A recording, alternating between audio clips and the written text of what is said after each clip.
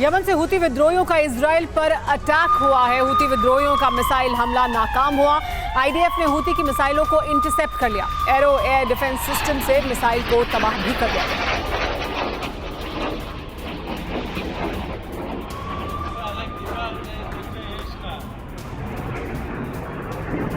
Gaza पट्टी के साथ साथ इजराइल ने वेस्ट बैंक में भी ग्राउंड ऑपरेशन तेज कर दिए हैं। वेस्ट बैंक में इजराइल और रेजिस्टेंस फोर्सेस के बीच जंग जारी है। बीती रात इजराइल फोर्सेस की बख्तरबंद गाड़ियों और बुलडोजरों ने नेब्लुस कस्बा, अल-फारा कैंप, बेत फुरीक और तुबास में कई बड़े ऑपरेशन को अंजाम दिया। रेजिस्टेंस फोर्सेस ने इजरायली वाहनों को आईईडी से निशाना भी बनाया। वेस्ट बैंक की जंग अब बढ़ती जा रही है क्योंकि गाजा के बाद इजराइल के लिए सबसे ज्यादा खतरा इसी क्षेत्र में है। देखिए वेस्ट बैंक में इजराइल के ग्राउंड ऑपरेशन का टारगेट क्या है।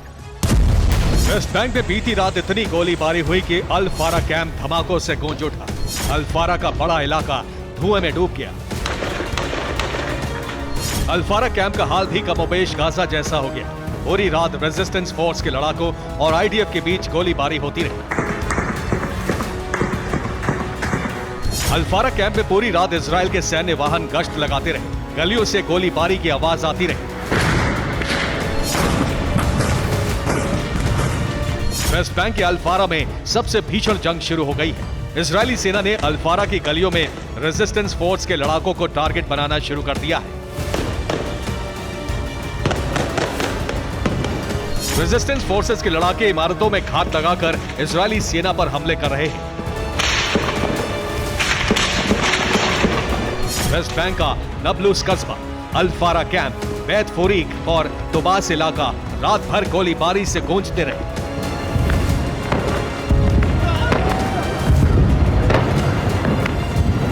रेजिस्टेंस फोर्स के लड़ाकों ने कई इलाकों में आईडीएफ के वाहनों और बुलडोजर पर आईडी हमले भी किए।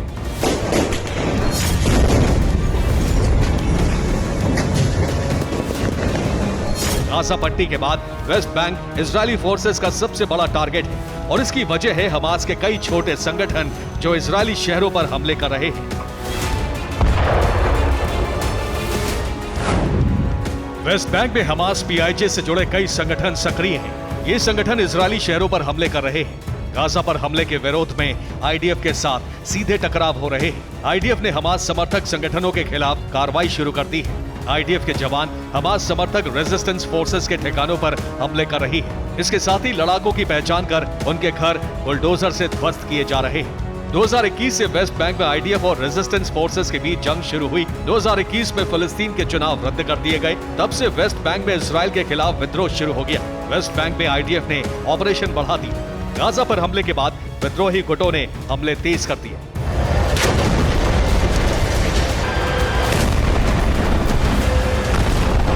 फिलिस्तीनी अथॉरिटी के शासन वाले वेस्ट बैंक में भी हमास ने अपने कई संगठन तैयार किए हैं।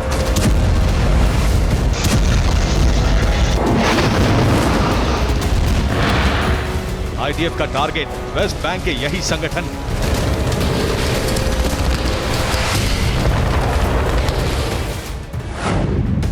गाजा पर हमले के बाद वेस्ट बैंक में जॉइंट ऑपरेशन रूम बनाया गया है।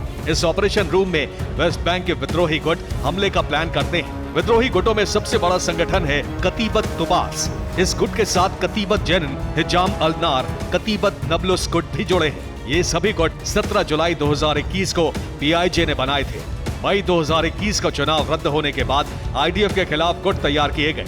ये गुट अल-अक्सा शहीद ब्रिगेड के सहयोगी हैं।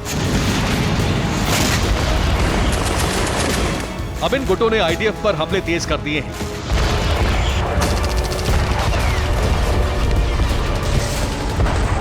खतरा यह है कि गाजा युद्ध के साथ साथ वेस्ट बैंक से यरूशलेम पर ये गुट हमले कर सकते हैं।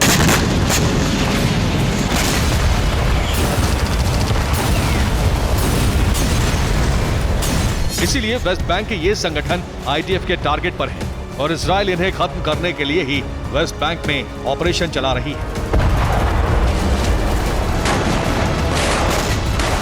Bureau report, TV9 Bharatvarsh.